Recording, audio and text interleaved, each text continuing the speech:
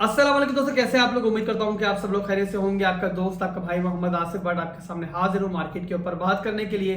और इस time crypto market के अंदर बड़ा ठहराव सा आया हुआ है। जिस तरीके से तूफान से पहले ही खामोशी होती है ना, बिल्कुल वैसा ही मामला चल रहा है। बाइनेंस की फंड भी हमारे इर्द गिर्द जो है इस टाइम मंडला रही है।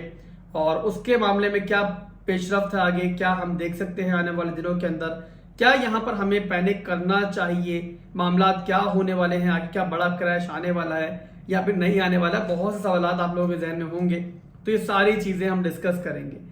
अब यहाँ पर दोस्तों चार्ट्स वगैरह मैं ऑलरेडी काफी दफा शो कर चुका हूँ, तो यहाँ पर मैं फिलहाल चार्ट वगैरह तो नहीं दिखाऊंगा आपको। और ओवरऑल बात करेंगे मार्केट में इस टाइम आने वाले दिनों के अंदर हमारी स्ट्रेटेजी क्या रहनी चाहिए। यहाँ पर आप सबको पता है कि बाइनेंस का फंड जो है वो मार्केट में फैला हुआ है, और जो डिपार्टमेंट ऑफ जस्टिस है यूएसए का, वो यहाँ पर एक कंसीडर कर रहा है कि बाइनेंस पर फ्रॉड चार्जेस लगाए जाए या नहीं लगाए जाए। वो खुद इस टाइम काफी ज्यादा सोच विचार में मसरूफ है और फाइनल फैसला यहाँ पर नहीं हुआ। मैं आपको ये बता दूं कि जो फंड इस टाइम फैली हुई है ना, ये सिर्फ अभी समझ लो कि आप स्टोरी को स्टार्टिंग समझ सकते हो। यहाँ पर स्टोरी तो सामने आई नहीं अभी तक, और स्टोरी कब सामने आएगी और प्रॉपर आपको मार्केट पर इंपैक्ट कब दिखाई देगा, जब बाइनेंस के ऊपर प्रॉपर फ्रॉड चार्जेस लग गए। तो जाहिर सी बात है उसके बाद तो मार्केट ने फिर क्रैश करना ही है। पर यहाँ पर जो क्रैश आएगा ना, वो कितना आ सकता है, और उसके बाद अगर हम मिड टर्म और लॉन्ग टर्म की प्लानिंग कर रहे हैं तो क्या हमें यहाँ पर परेशान होने की जरूरत है या फिर हमें चिल मारने की जरूरत है और हमें कोई बाइंग अपॉर्चुनिटी दिखाई दे रही है। तो यहाँ पर दोस्तों आपको कुछ चीजें समझनी पड़ेंगी। पहली चीज दोस्तों, अगर आप लोग क्रिप्टो मार्केट की हिस्ट्री देखो ना, तो ये बाइनेंस की जो फंड है, इससे बड़ी बड़ी फंड्स जो है वो क्रिप्टो मार्केट में आती रही हैं।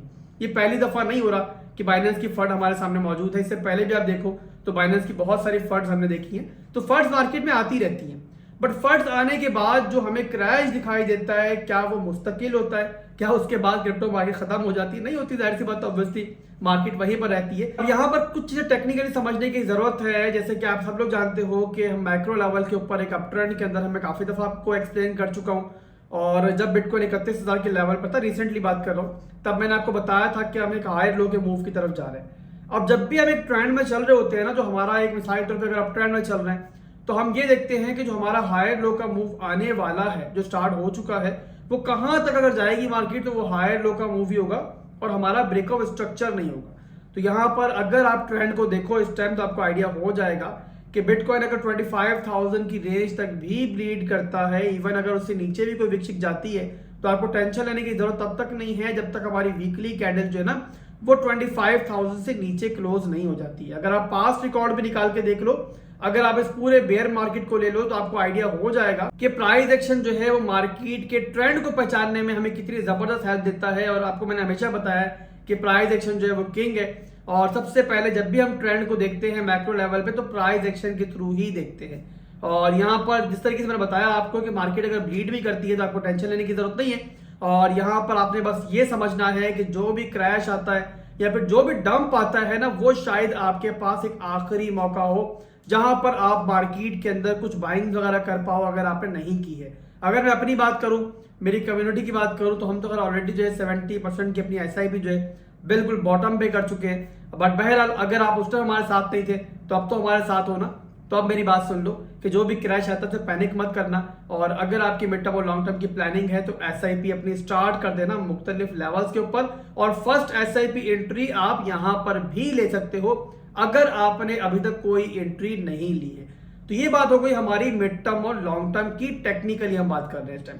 और फंडामेंटली बात करें दोस्तों, फंडामेंटली पहले मैं आपको बता चुका हूं कि जो फंड्स मार्केट में इस टाइम चल रही हैं या आने वाले दिनों में मजीद बड़ी बड़ी फंड्स आती भी हैं, तो ये मार्केट का हिस्सा है, पहली दफा नहीं आ रही है। और हमेशा फंड्स आती हैं, फंड्स आती ही तभी है जब मार्केट नॉर्मली ब्लीड कर रही होती है।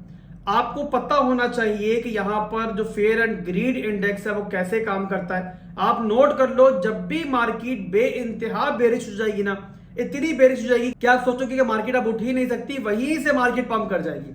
और जब आपको मार्केट बहुत ज्यादा बुलिश दिखाई दे रही होगी, इतनी बुलिश दिखाई दे रही होगी, आप सोचोगे यार यहाँ से तो अब मार्केट गिर ही नहीं सकती, इतने अच्छे सेंटीमेंट चल रहे हैं, वहीं से मार्केट गिर जाएगी। इसी तरीके से मार्केट काम करती है। अगर सब लोग पैसा बनाएंगे तो आखिर पैसा गवाएगा कौन? एक बंदा पैसा गवाएगा तो एक कमाएगा। आखिर जो बड़ी बड़ी वेल्स है, जो मार्केट मेकर जिनको हम कहते हैं, जिनको हम स्मार्ट मनी कहते हैं, आखिर वो क्यों चाहेंगे कि अगले बुल रन में आप लोग उनके साथ हो? अगर सारे के सारे उनके साथ होंगे तो उनको जो प्रॉफिट मिलना है वो कहां से मिलेगा? तो फिर बुल रन का और बेयर रन का मतलब ही खत्म हो जाएगा।